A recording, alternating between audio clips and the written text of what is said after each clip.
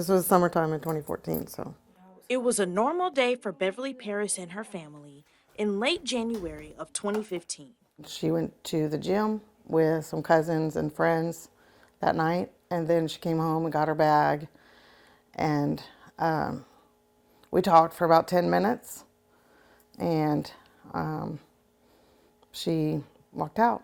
Kristin Paris was preparing to spend a few days helping out relatives. So she turned around and I did "I love you" to her, and she did that back, and then she turned around and left, and that was the end of that.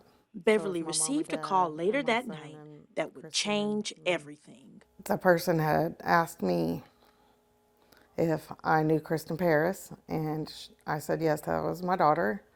And so they asked me to meet them at the hospital, that she had been in an accident. Kristin had been hit by a drunk driver while on the freeway. He was wrong way driver going down the freeway and had hit her head on. The end of January will officially make 9 years since Kristin's passing. Beverly says the grief is something that she's learned to live with. My goal was to work with kids, and so now I have a job working at a nonprofit where I work with students at school, counseling, and I think that that helps me. But she hasn't made peace with her daughter's death. I'm probably not at a place where I would forgive him. And you're never going to make peace with it. But I have accepted that it happened.